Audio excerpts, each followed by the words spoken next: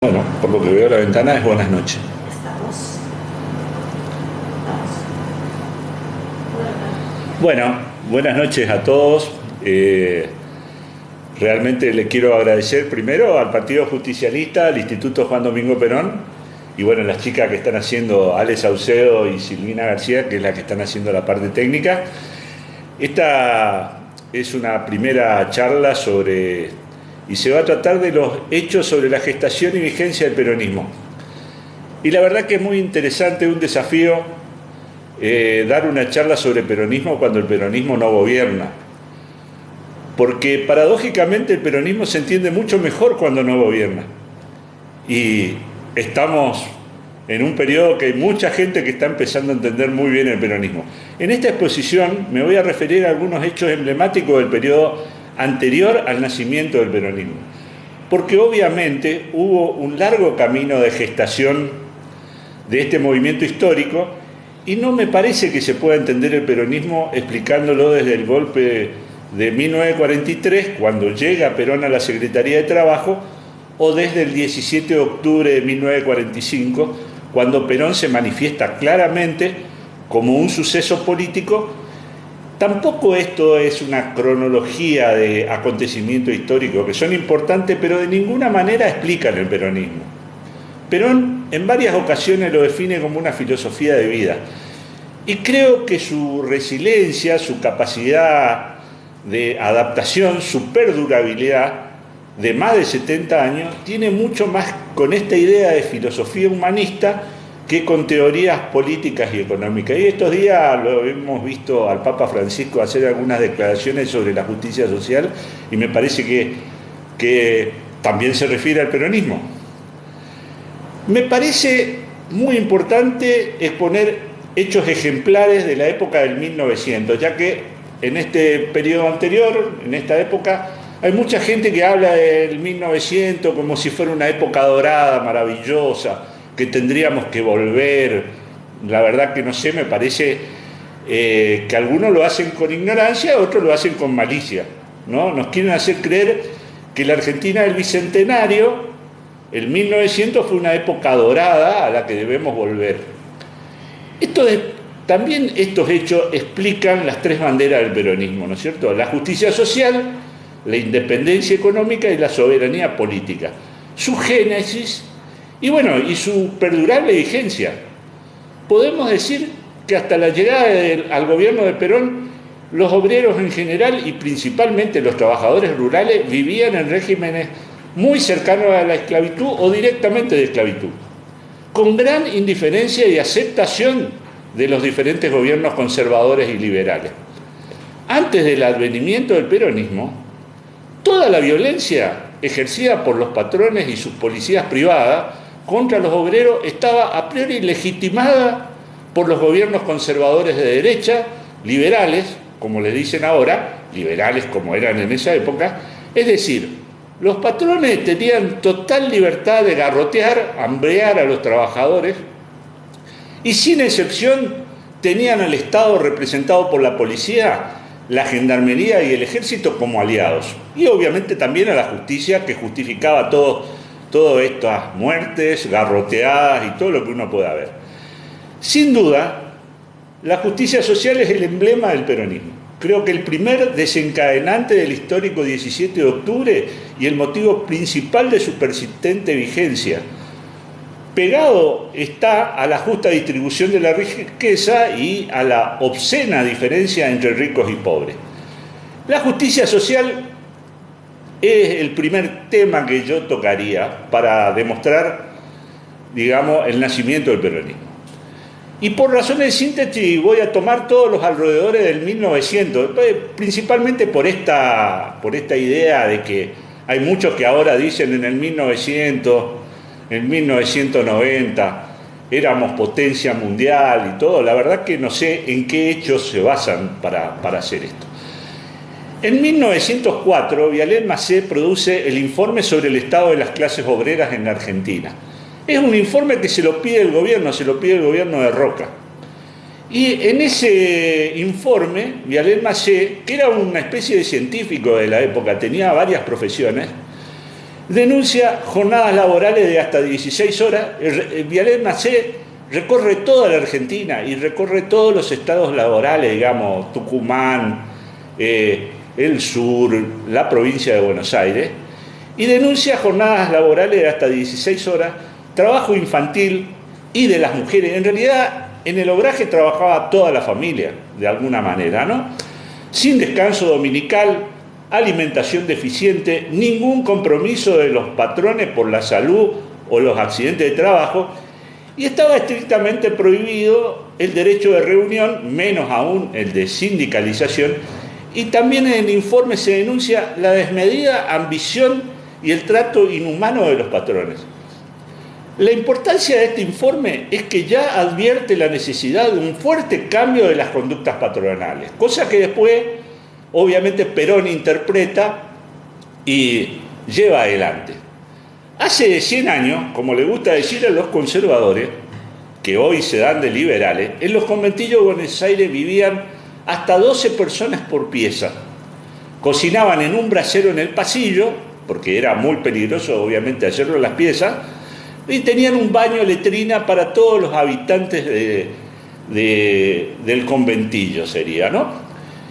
Y obviamente muy precarias, muy deficientes situaciones de sanidad y de todo lo que podamos imaginar. El centenario, en 1910, se festeja, entre comillas, bajo el estado de sitio, la ley de residencia y la ley de defensa social. O sea, los tipos tenían un pánico, un gran pánico en que se arme una revuelta social, mientras nos visitaban, teníamos visitantes extranjeros. Estas leyes establecen la necesidad de autorización para cualquier reunión pública. Obviamente proscriben las reuniones políticas. En esa época había anarquistas que habían venido de Europa con la inmigración. Fija pena para los delitos contra el orden social, por supuesto a discreción del comisario de turno, no es que esto el juez iba y hacía una especie de pedido de informe a la policía. No, el comisario, el cabo, un policía decía que vos estabas fuera del orden social y te llevaban, te metían en cana. Se suspende la libertad de imprenta. O sea, los liberales, es como siempre, son liberales siempre y cuando hablen a favor de ellos, pero cuando hablan en contra, y vamos a ver que antes, inclusive La Nación en algún momento fue censurada por el mismo presidente Roca, que se da medio de emblema de la época, ¿no? Se prohíbe el derecho de manifestación, de asociación, de reunión. Se ordenan deportaciones express. O sea, te agarraba el comisario y te echaba sin ningún problema. Te subían a un barco o te llevaban a la frontera y te sacaban. Y prevé hasta la pena de muerte para mayores de 18 años. Y hago la aclaración porque el pedido de ley de los liberales conservadores fue que a mayores de 15 años se les podía aplicar la pena de muerte en cuanto hacían disturbios sociales, para decirlo de alguna manera.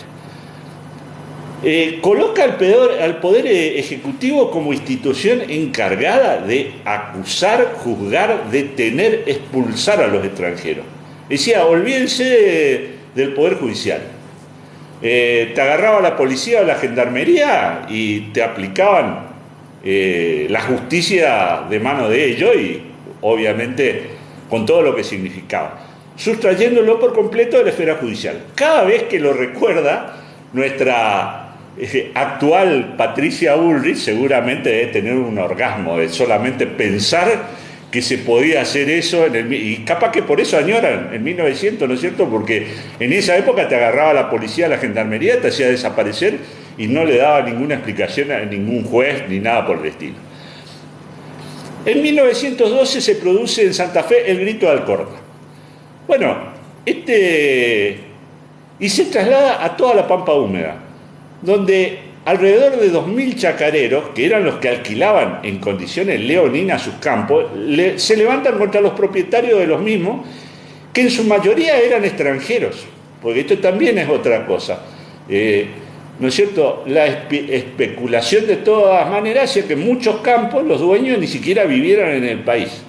Los explotaban no solo con el cobro de arriendos, que eran muchas veces un tercio de las cosechas o la mitad de las cosechas, sino que además les pagaban con vale lo que solamente se podían canjear en el almacén de los propios dueños del campo. Bueno, en la represión de esto se asesinaron dirigentes agrarios y obviamente muchos de los que estaban en la protesta terminaron presos o garroteados, como era la costumbre, digamos. Esto fue en 1912. Y además estos son hechos emblemáticos, es decir, esto ocurría de continuo, pero bueno, estos son hitos. En la semana trágica, en 1919, los trabajadores de los talleres Bacena realizan una huelga en reclamo de la reducción de la jornada laboral de 11 a 8 horas, el pago de la jornada dominical y la reincorporación de los delegados sindicales que habían sido echados por ir a transmitir este reclamo. Es decir, los que fueron a transmitir a priori el reclamo de disminución de la jornada laboral, a los tipos no solamente le dijeron que no, sino que los echaron directamente. Bueno, las manifestaciones son reprimidas por la policía y el ejército, dejando cientos de muertos y miles de heridos. Realmente toda la zona donde estaban los dirigentes, la fábrica Bacena, fue tomada prácticamente por el pueblo y después fue tomada por el ejército. Entraron tanquetas, entraron militares, gendarmes, lo que se acostumbraba en la época, serían los patoteros de hoy, ¿no es cierto?, contratados por los mismos patrones para ir a garrotear a la gente. Y bueno, se produjeron miles de heridos, muertos, apresados, todas las cosas que ocurren en estas situaciones. Pero como si esto no alcanzara, aprovechando este desmadre que había, porque el desmadre se produjo prácticamente después en todo Capital Federal, porque cuando fueron a enterrar los muertos, producido por esta represión, también entró la Liga Patriótica Argentina. Estos muchachos de la derecha, ¿no es cierto?, además generalmente hijos de familias acomodadas, como se decía en esa época, y realizan un feroz ataque a la comunidad judía, donde hubo paliza, herido, torturado, quema de negocios, acusándolo de querer instaurar un régimen soviético en la Argentina. ¿Le suena lo que está pasando ahí, que hay alguien que está denunciando que vuelve el comunismo y esa clase de cosas? Lo notable es que hacen lo mismo que hizo Hitler, ¿no es cierto?, en el 30, pero se le adelantaron. Hay que decir, fueron los adelantados de la época. Atacaron a los judíos, acusándolo de comunista, hicieron un desastre, ¿no es cierto?, 30 años antes de que lo hiciera, 10 años antes de que lo hiciera Hitler. La Patagonia Rebelde, que yo creo que es de lo que menos voy a hablar, porque creo que ahí es un caso muy conocido, ¿no es cierto?, está el cine. Ahora después voy a recomendar 2 o 3 películas que fueron además emblemáticas de la época. Bueno, ahí es conocida la represión, la tortura, la muerte de los obreros, la muerte de sus representantes. La verdad que fue un desastre en toda la Patagonia. Lo gracioso es que cuando termina, o lo trágico es que cuando termina, en el acto de finalización, en el acto donde se festejó el fin de la revuelta, bueno, se cantó el himno a la reina de Inglaterra. ¿Sí? Los muchachos daban los discursos en inglés directamente porque no tenían ningún pudor, digamos, en esta clase de cosas. Y lo hicieron los empresarios ingleses de la Patagonia, obviamente con las autoridades de la zona presente. Algo un poco menos conocido, pero que tiene también su película. En 1943 se escribe la novela, y no tiene nada de ficción, El río oscuro.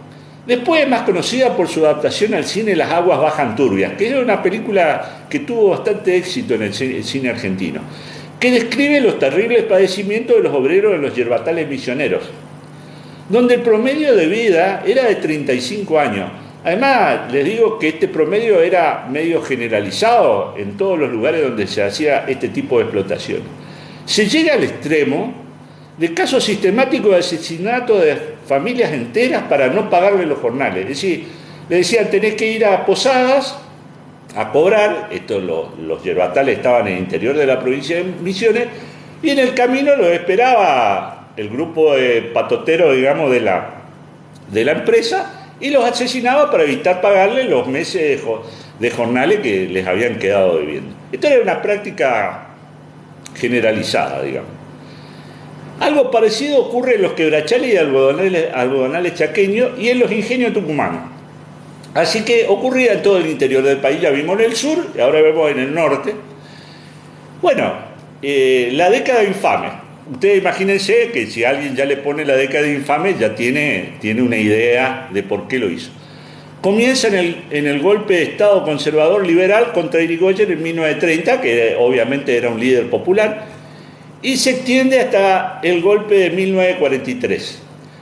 Tiene como características principales la descarada corrupción estatal, cuyo mayor ejemplo fue el escandaloso pacto Roca-Runciman, el desenfrenado fraude electoral para impedir que el radicalismo irigoyenista volviera al poder, y las pésimas condiciones laborales que había en el campo, ¿no es cierto?, producen una masiva inmigración de este sector a la periferia de las ciudades, instaurando una masa obrera industrial en condiciones de pobreza extrema en todas las grandes urbes, digamos, donde obviamente Capital Federal era la más grande. En la región chaqueña, es decir, en nuestra región, se producen dos hechos emblemáticos. Uno es el de la forestal, ¿no es cierto? Una empresa inglesa que se dedicó principalmente a la extracción de tanino, pero además explotó otro tipo de cosas, para lo cual destruyó 1,5 millones de hectáreas, para aquellos que se preocupan por la ecología ahora. Creó varios pueblos y fábricas que, terminada su depredación, porque encontraron que en África había otra explotación posible parecida, dejó abandonada todas las ciudades, muchos pueblos que se habían creado en la zona, ¿no es cierto? Y más de 10.000 personas que vivían en la región las dejaron abandonadas. O sea, se fueron de un día para el otro y dejaron sin trabajo y con graves problemas sociales a toda una región. Estos muchachos también tenían su propia gendarmería, o sea que ellos dentro de la zona, de la región, una gran parte de la región chaqueña, hoy Santa Fe y lo que sería Santiago del Estero, tenían sus propias leyes y reglas, digamos, ¿no? Entonces, no solamente tenían la policía, sino que ellos te juzgaban y si hacía falta matarte, te mataban, no tenían ningún problema. Total, la justicia, como digo, no participaba la justicia argentina en estos predios. Obviamente les permitía torturar y masacrar a obreros y familias, como lo hizo en la huelga de 1921, donde se calcula que murieron 500 sindicalistas y obreros.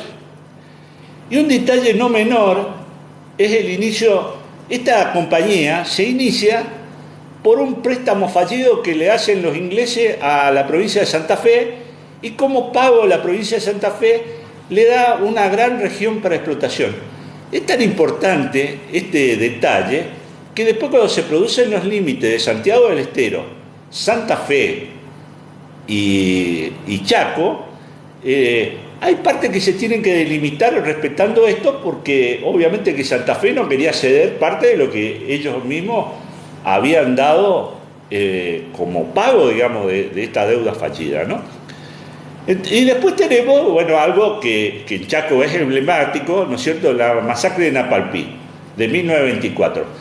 A diferencia de las masacres indígenas de la Patagonia, para que finalmente 10 familias se apropiaran de millones de hectáreas, en la región chaqueña los aborígenes eran necesarios como mano de obra eficiente, esclava y barata. O sea, por un lado decían que los indios eran vagos y por el otro lado no los mataban porque los necesitaban para esclavizarlos, ¿no es cierto? Y como resultado de los reclamos de los trabajadores Cuón, Toba, Mocovíe, por mejores condiciones de trabajo y por mejores condiciones de los pagos del algodón de sus propias chacras, porque los aborígenes en el Chaco tenían sus propias chacras que explotaban, fueron masacradas más de 400 personas por la policía del Chaco y paramilitares que habían contratado a los estancieros de la región. Ahora ya se juzgó, ¿no es cierto?, fue un crimen de lesa humanidad, una cosa que también está ampliamente documentada.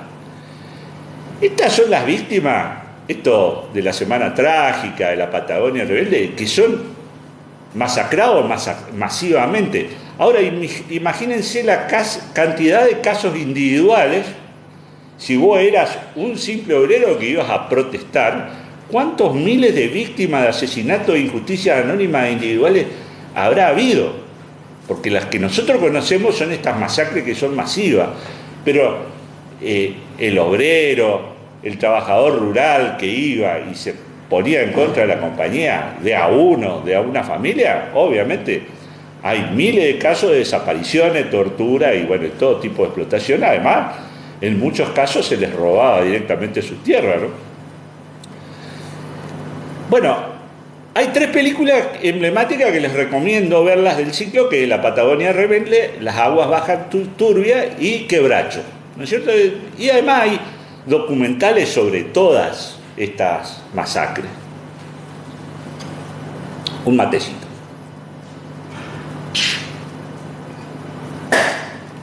Como vemos, los gobiernos conservadores de derecha en el 1900 garantizaban a los patrones y sus empresas, muchas de ellas extranjeras, la explotación y sumisión de los trabajadores mediante el uso de la policía y el ejército.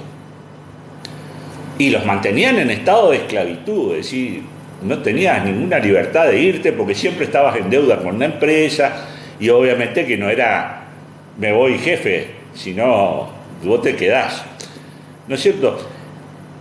Cuando hablamos de la independencia económica, que también es algo que dicen, éramos la mejor potencia del mundo y todo el asunto, bueno, podría resumir todo el cuadro de colonialismo a que estaba sometida la Argentina cuando el vicepresidente de la Nación, Julio Argentino Roca Hijo, en 1933, expresó en Inglaterra, sin ningún problema, que Argentina desde el punto de vista económico era un integrante del Imperio Británico. Es decir, él era el vicepresidente de la Nación y reconocía en Inglaterra que nosotros éramos una colonia inglesa. Otro miembro de la delegación sostuvo, pues esto la verdad que es anecdótico y se ha repetido en varios lugares, que la Argentina era una de las joyas más preciadas de su graciosa majestad británica. O sea, directamente reconocía, no que éramos una potencia, sino que éramos una colonia, ¿no es cierto? El Tratado de Roca-Russellman, vastamente conocido sobre la exportación de carne, en esa oportunidad quedó en la historia de Argentina. Nadie que haga historia argentina puede pasar por alto por las vergonzosas condiciones que aceptamos como país contra el colonialismo inglés, que digamos el principal colonialismo, porque además teníamos a los alemanes, teníamos a los franceses que nos habían prestado plata y obviamente los tipos querían cobrar, ¿no es cierto? Pero antes, en 1890, ya se había producido en el país graves problemas por las deudas extranjeras, a punto tal que algunos bancos ingleses analizaban el pedido de intervención militar de Estados Unidos para el cobro compulsivo de las deudas, como se había hecho en Venezuela.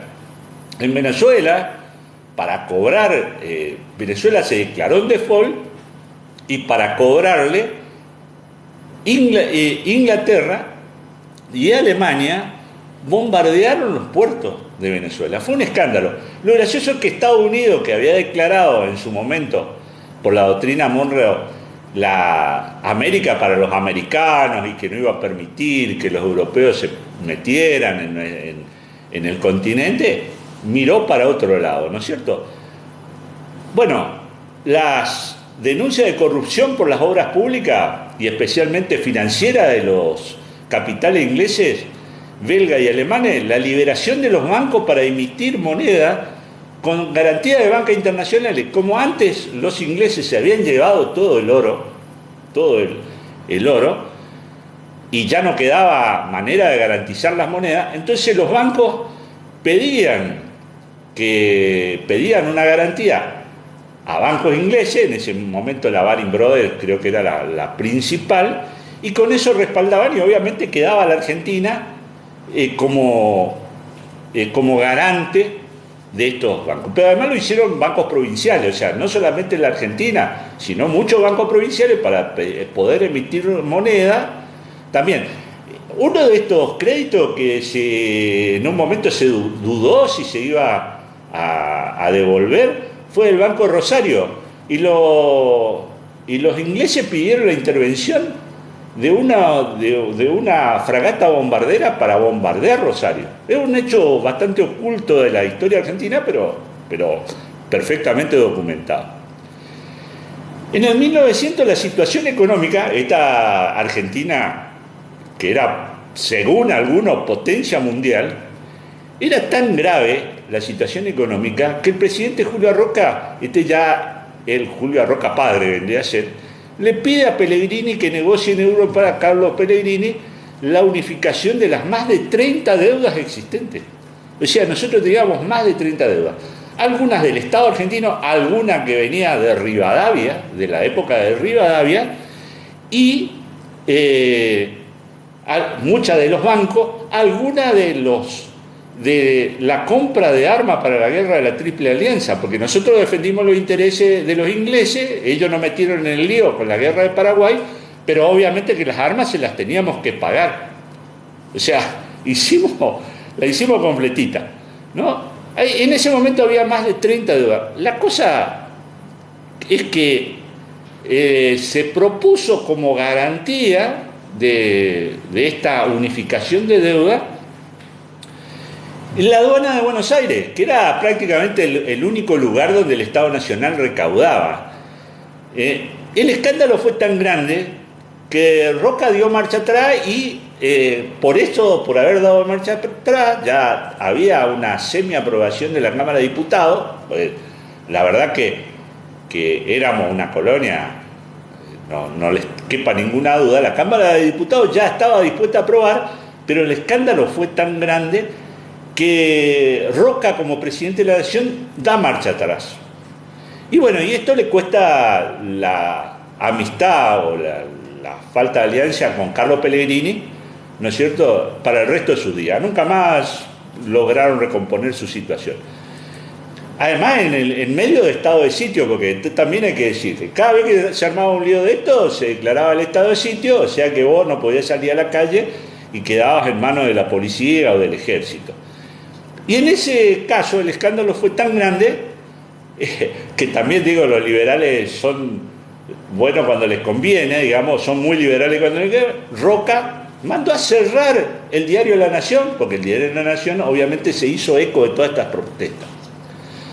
Durante estos años, el 30% de lo que recaudaba la aduana era usado para pagar la deuda externa. O sea, imagínense que éramos tan potencia que el 30% de la principal recaudación que tenía la Argentina, que era la aduana, ¿no es cierto?, por donde salía la carne y los cereales, se dedicaban al pago de la deuda externa, ¿no? El tema de los ferrocarriles también, porque la verdad que Scalabrini hizo un trabajo bárbaro que creo que hasta hoy nadie superó. Es emblemático, ya que los ingleses, como se les había dado crédito para hacer los ferrocarriles, se habían quedado con los ferrocarriles y administraban los ferrocarriles, también por medio de los ferrocarriles y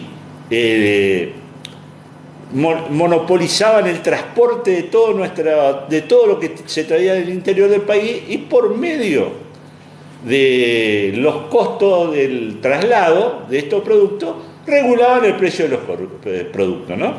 Y solo dos ejemplos para que sirva. El costo por kilómetro de flete en la Argentina duplicaba al de Canadá, ¿no es cierto?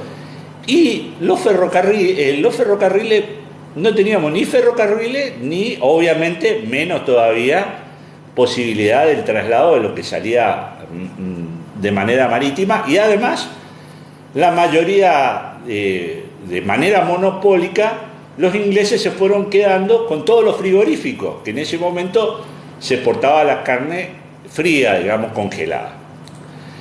Bueno, hablar de soberanía política en el 1900, ya después de los casos que yo he dado, me parece que ni vale la pena. muchas de las decisiones se tomaban en Inglaterra y se tomaban. Y ustedes se dan cuenta que es lo mismo que pasa hoy con el FMI, ¿no es cierto? A través de la parte económica prácticamente no somos soberanos. Los tipos vienen y te dicen a los jubilados hay que rebajarle, aunque hay que blanquear el precio de los servicios. Es decir, no se puede hablar con una deuda tan grande de soberanía política, y más cuando el que es el acreedor constantemente te quiere cobrar, pero además compulsivamente, porque en varias veces los ingleses estudiaron y los bancos ingleses amenazaron con bombardear Buenos Aires si no se pagaban la deuda que se tenían. Así que esto de que éramos potencia mundial, muchachos, la verdad que o se dice con ingenuidad o se dice con malicia. Bueno, en este clima se produce el golpe militar de 1943, que tiene como protagonista al entonces coronel Juan Domingo Perón, y se produce principalmente, ustedes ya ven lo que venía de la década infame, porque el conservadurismo ya estaba preparando otro gran fraude, ¿no? Electoral, para imponer como presidente a Patrón Costa. No es una joda, el apellido era Patrón Costa. Era un típico patrón explotador azucarero que en su ingenio, en Tucumán, imprimía su propia moneda, tenía su propia policía, bueno, todo lo que tenían estas empresas en esa época. Este golpe militar lleva a Perón a la Secretaría de Trabajo, entre otros cargos. También es vicepresidente, también ministro de Guerra. Y él de la Secretaría de Trabajo es donde comienza una revolución que nos marca hasta el día de hoy, ¿no?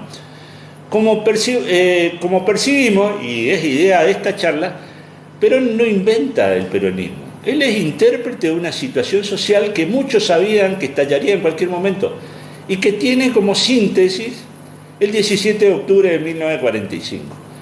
Pero por eso también en el 46 tiene un gran apoyo de muchos sectores que luego se pondrían en su contra.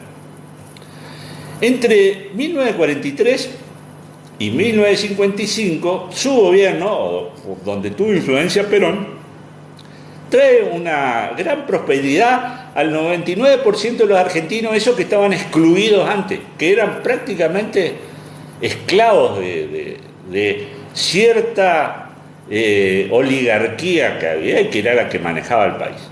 Mejora la salud, mejora la educación, las condiciones laborales, aumenta la transferencia de las ganancias del capital del 20 al 50%. Ustedes habrán escuchado muchas veces este tema, que solamente se tocó 2 veces, en la cercana época del kirchnerismo, que llegó a ser el 53%, y en la época del peronismo, que llegó a ser el 52%. Y bueno, y hay una cantidad de etcéteras más que son geopolíticas y todo, que vamos a tratar después de ir charlando en otra oportunidad. La verdad que mirando el contexto mundial, estas mejoras sociales y de calidad de vida podían ser dádivas de alguna monarquía o dictadura astuta en prevención de un estallido social, porque la cosa estaba muy pesada, como ustedes se dan cuenta.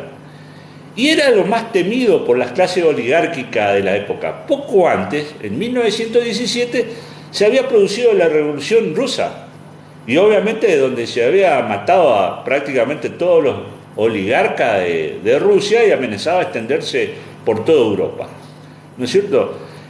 Y el comunismo era el fantasma al que todas las oligarquías mundiales temían en serio, y la verdad que tomaban todos los recaudos posibles. La realidad es que Perón evita lo que nunca le va a perdonar la oligarquía, el antiperonismo, es la incorporación a pleno derecho de la clase obrera y de la mujer en la política, lugares donde antes estaba vedado participar. Es decir, si vos eras pobre, no ibas a ser diputado de la nación, y si vos eras mujer, no ibas ni siquiera a participar en la política. Y esa es la gran decisión que toman Perón y Evita, y que después obviamente no tiene retroceso. Es decir, en la economía, cualquier cambio económico que podía hacer Perón podía ser después modificado. Ahora, una vez que ingresaron las masas populares a la política argentina, eso nunca más tuvo retroceso, ¿no es cierto?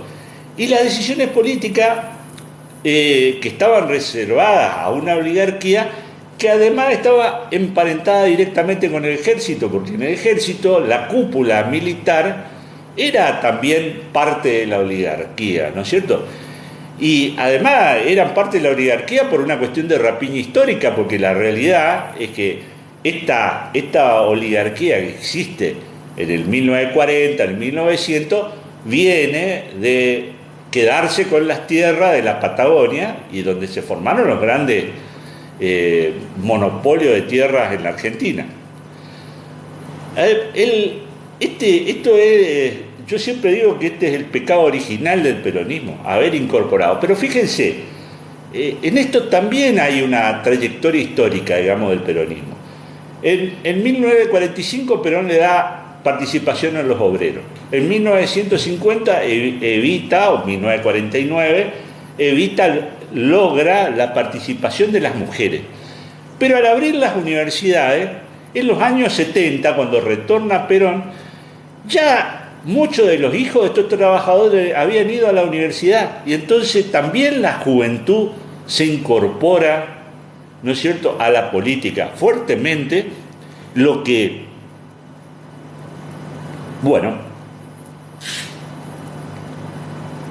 lo que después no tiene retroceso. O sea, se incorpora a la juventud y esto es lo que en realidad a mí siempre me dio la impresión que es el pecado original, lo que el antiperonismo no le perdona, ¿no es cierto? Que la gente humilde participe en las decisiones políticas de la Argentina, y esto es lo que da Perón.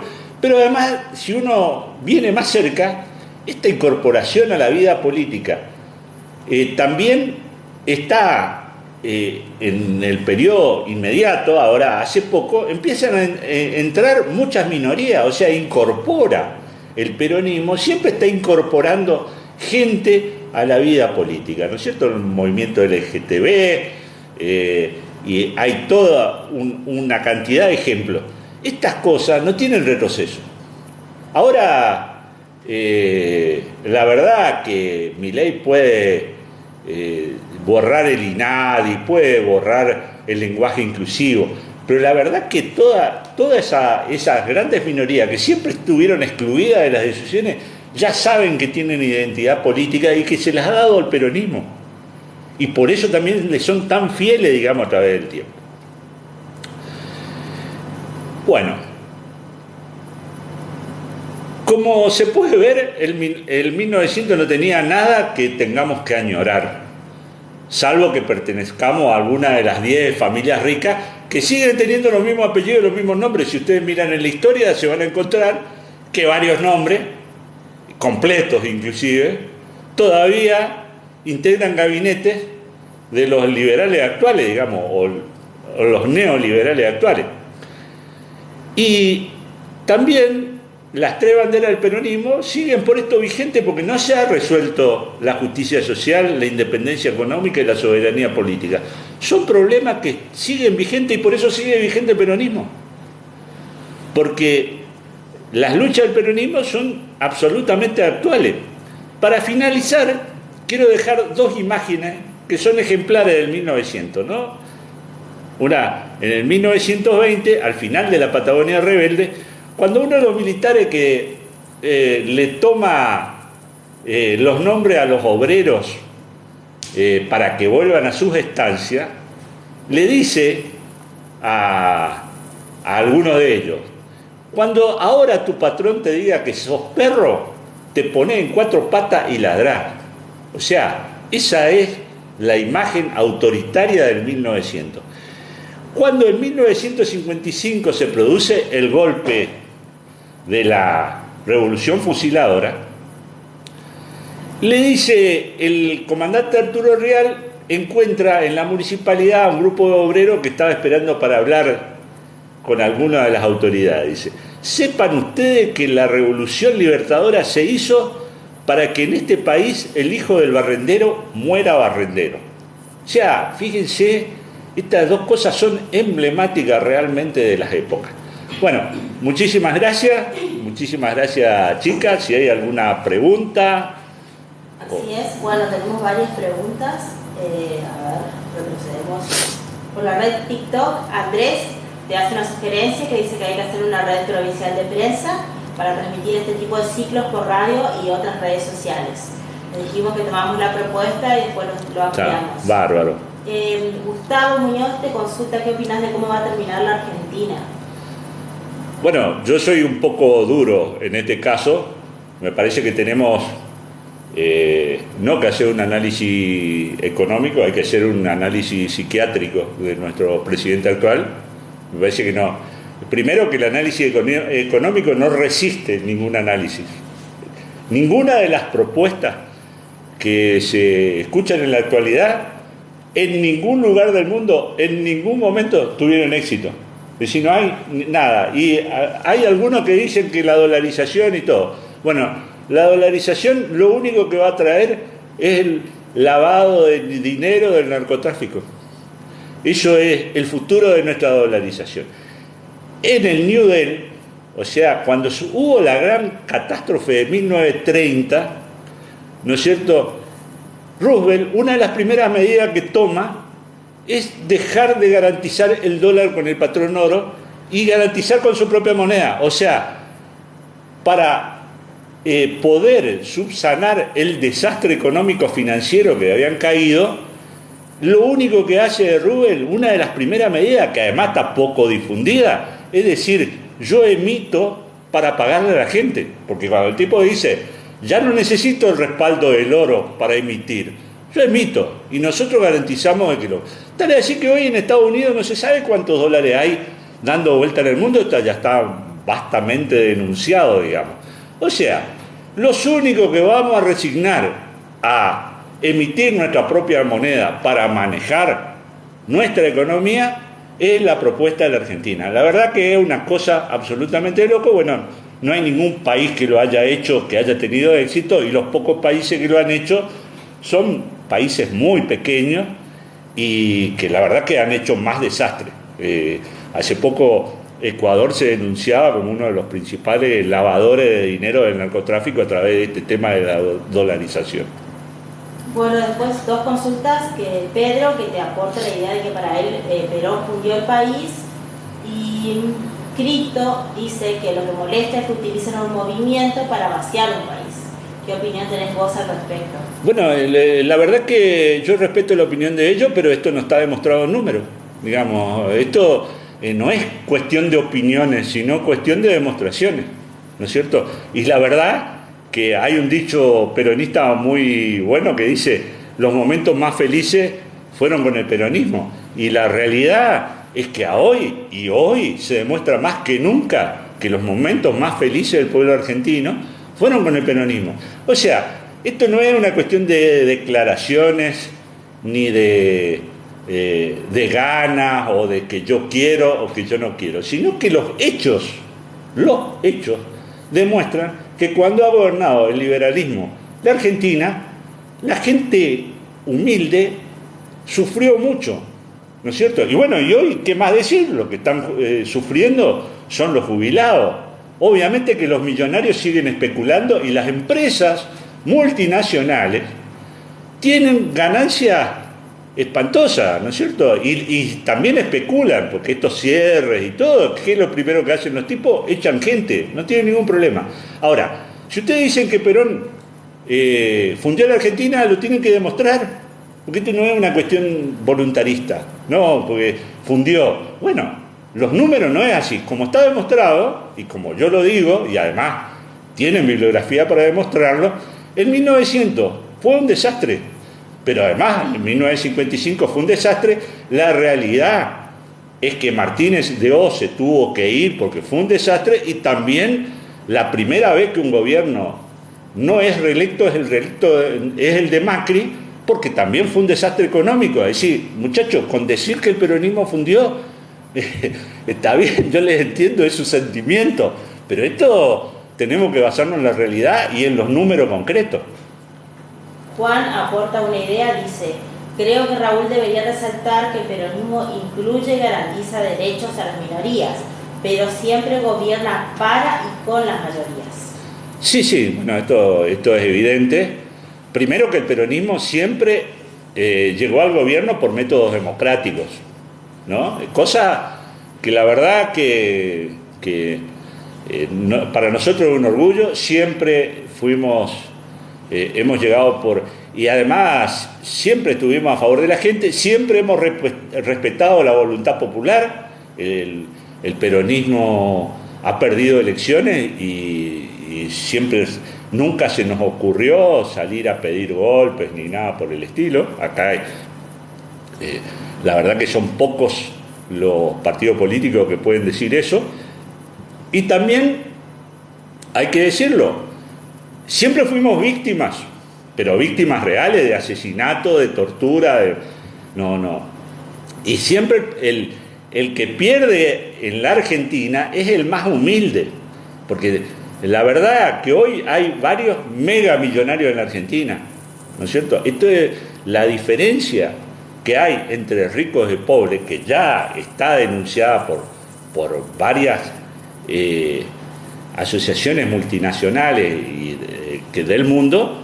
Está demostrado que las diferencias entre pobres y ricos cada vez son mayores, y el peronismo no ha hecho eso, siempre ha distribuido la riqueza, y lo pueden decir los comerciantes, hoy muchos que se están fundiendo, que tienen sus comercios vacíos, que están empezando a despedir gente. Bueno, también ocurrió en la época de Macri, nosotros tenemos memoria corta, la cantidad de pymes que se cerraron en el gobierno de Macri, que lamentablemente parece que muchos argentinos han olvidado y hacen esta fantasía, ¿no? Es decir, nosotros estábamos mejor antes del peronismo. Bueno, bueno sería que miren ahí la Patagonia Rebelde, la semana trágica, todo eso, lo que pasó, no solamente con los aborígenes de Napalpí, sino lo que hizo, que teníamos deuda externa, esto de que éramos un poder, la verdad que no sabemos en qué hechos se basan para decir esta clase de cosas. Cristo volvió a preguntar de vuelta si que le dé una opinión sobre Capitanich.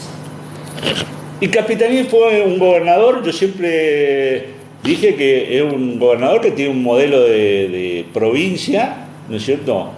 Y que obviamente ha tenido aciertos y errores, yo creo que mucho más aciertos que errores. Él tenía un modelo, o tiene un modelo del Chaco que ejemplar, moderno, ha puesto toda su energía en eso, y la historia lo juzgará, porque la verdad que la cuestión es que nosotros llevamos 3 meses de un gobernador que hoy sigue en campaña. Él no está, parece ser que no está en el gobierno, él sigue hablando como si estuviera en campaña. Fíjense que él no nos dice lo que va a hacer con nada, ni con la educación, ni con la economía, y es más, se trata de despegar de Milei. Miren, si yo le voy a dar apoyo político a alguien, como ha hecho Esdero con Milei, le hubiera dicho, bueno, ¿cuántos mangos me va a tirar? ¿Qué vamos a hacer? ¿Qué pensás vos sobre la educación? Es decir, Esdero no puede desconocer, no es un chico en política que llegó hoy.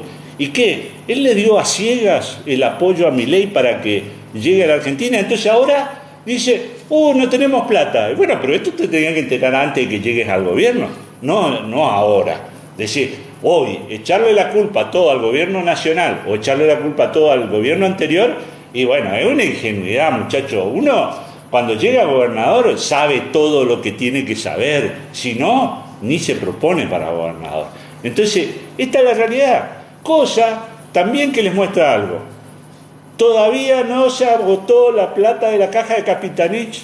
Ustedes se dieron cuenta que se han pagado los sueldos y se han cumplido con las obligaciones estos 2 últimos meses, no con la plata que mandó Milei, sino con la plata que dejó Capitanich. Esto es evidente. Si Milei no te mandó un mango, de algún lado salió la plata. Y es evidente que la plata quedó en la caja. Todo lo que sean... la verdad que uno en política, yo llevo muchos años en política, crecí en la política, tiene que separar el verso de la realidad, ¿no? Este es lo primero que tenés que hacer. Y el verso queda muy en evidencia si uno analiza algunas cosas. Y este es el contraste entre lo que está haciendo Esdero y lo que hizo Capitanich. Ustedes lo pueden medir en la calle. Y que no se puede despegar de ninguna manera de lo que está haciendo Milei, porque es su socio político. Entonces, la verdad que estos argumentos... Y A Capitanich lo va a jugar la historia, muchachos. Como a todos los políticos, no se puede jugar ahora porque en las redes dicen tal cosa y todo. Es muy ridículo. Además, la verdad es que tenemos que hacer un gran análisis de lo que pasa en las redes, porque me parece que hay mucho verso. Bueno, también hay una consulta y saludos de varios seguidores, digamos, de nuestras redes. Bueno, dice que la charla fue muy clara, que quieren más, que haya otras propuestas. Juan Carlos, que desde Corzuela nos escribe, bueno, justo estoy intentando leer un mensaje bastante largo, que después te lo pasamos como para que vos puedas hacer una devolución. Pero básicamente lo que él plantea es que, bueno, que la soberanía del país es la que está en riesgo, porque los puertos están en manos privadas y hay una serie de cosas en la cadena productiva que están estancadas y hacen que Argentina hoy esté en otra situación. Ninguna duda, nosotros acá tenemos a Waldemar Flicho Fernández, como le decimos nosotros los compañeros, que está trabajando muchísimo en el Partido Justicialista sobre el tema soberanía. Ahora, en el Instituto Juan Domingo Perón, en los próximos días seguramente vamos a definir una charla sobre el tema del lago escondido, que tiene mucho que ver, no con el lago escondido, sino en todo el manejo que hay de la soberanía. También este tema de la hidrovía, de despersonalizar, es decir, la hidrovía no es el Paraná es argentino. Ahora la hidrovía parece ser que es de los belgas, de quienes vengan a invertir y todo eso. Y la verdad que coincidimos. Hay que, seguramente vamos a seguir con esta charla, y uno de los temas que vamos a tocar fuertemente es la visión geopolítica de Perón, que fue de los estadistas.